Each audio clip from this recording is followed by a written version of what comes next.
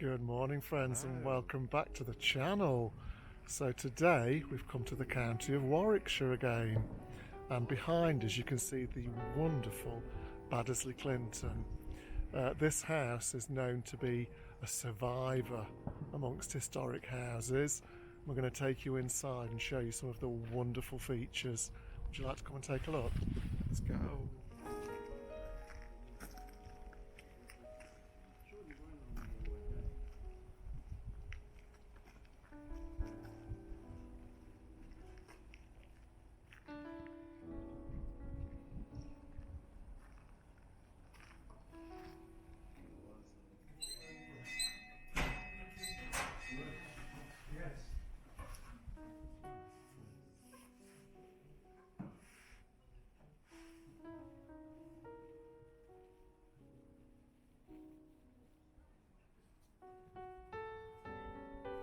So just look at this wonderful inner courtyard.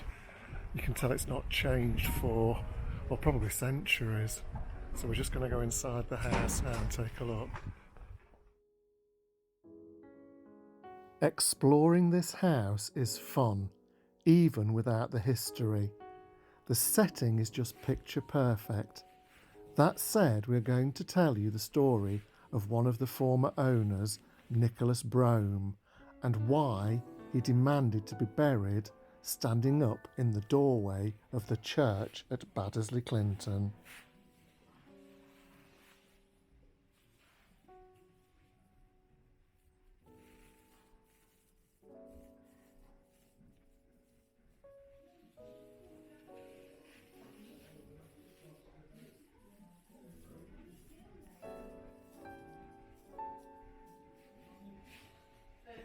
Nicholas Brome is known to have murdered at least 2 people during his lifetime. In 1492, he killed John Hurthill, a steward to the Earl of Warwick. This was, it is said, in retaliation for Hurthill killing Brome's father in a fight some years earlier. It is said that the court took into account the mitigating circumstances, and instead of sentencing him to imprisonment or even death, they let him off with a hefty fine. This was to be the first of the 2 murders he is known to have committed. A few years later, he would arrive home unexpectedly, only to find the local parish priest in, shall we say, a compromising position with his wife. Brome flew into a fierce, jealous rage. He drew his sword and killed the priest. The blood-stained floorboards in the library for many years were believed to be the spot where the priest fell. Brome sought and received a pardon in 1496 after paying another huge fine, plus the penance of rebuilding the church at Baddesley Clinton. He added a new tower at a cost of £400, a huge sum at the time. He also raised the height of the roof and installed 3 new bells. This brings us to the reason he left instructions to be buried standing up. He said that this was so that all who entered the church would tread over his head.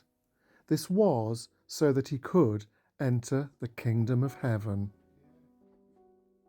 The grave is still there to this very day, under the doormat, just inside the entrance to the church.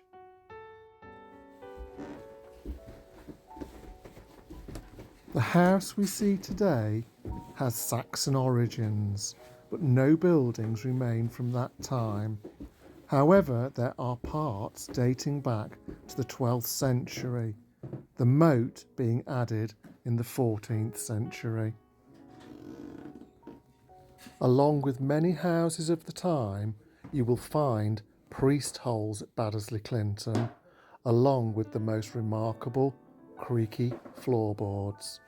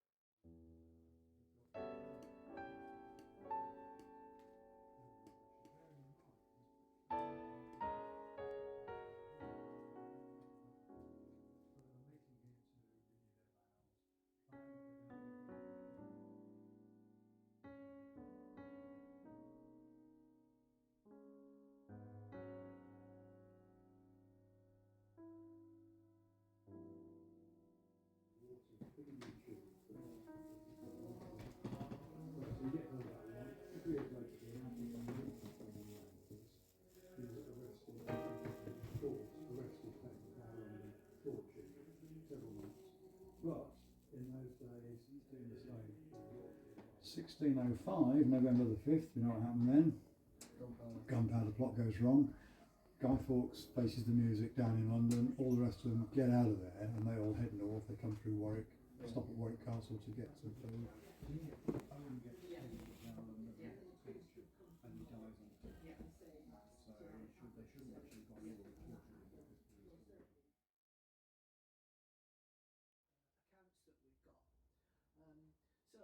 I don't think the search was as comprehensive as it might have been. I think they were, and there might be all sorts of reasons for that. Your loyalties might This is a bit of a drafty place. This is Lady Chatterton's bedroom, or at least it would have been bigger, but that panelling's been put in, so it would have been a bigger room.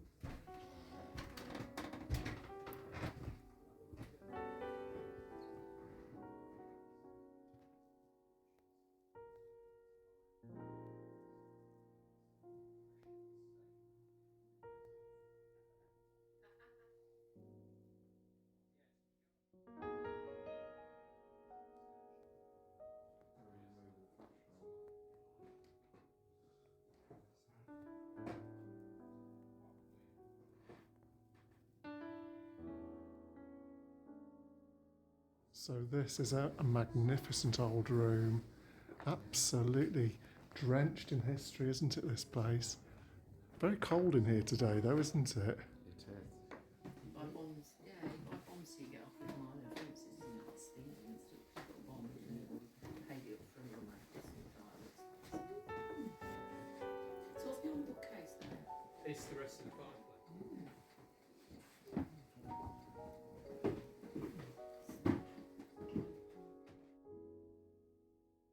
The murder which took place at Baddesley in the 15th century. So there was a murder by Nicholas Brome, the owner, who returned home one afternoon and he found his wife. This is really, really low. My head is actually touching the ceiling.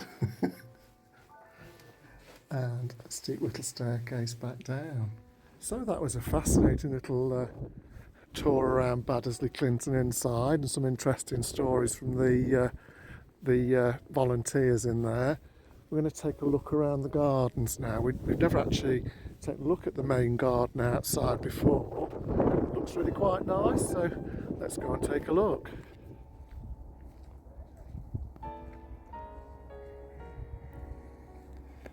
This is a very pretty garden. I would imagine it looks absolutely lovely in summer.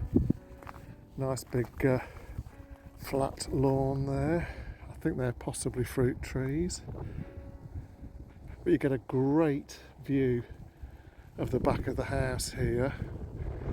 The lovely handmade red bricks and the moat. Just look at those steep steps. It's a very characterful house, and you can see how it's evolved through the centuries. There used to be a great hall apparently which ran off in one direction, but that's succumbed to time and long since gone.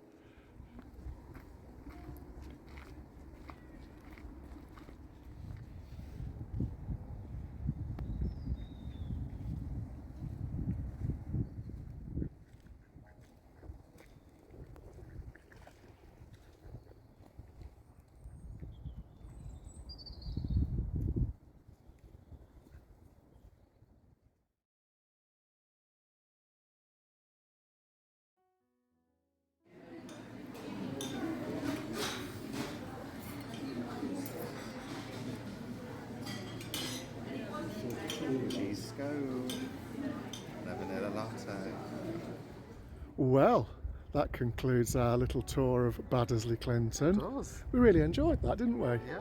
It's a lovely Tudor old house, isn't it? Oh yeah, you can see the generations of architectural change there. Apparently there was a medieval hall there as well, but that was demolished at some point during its history.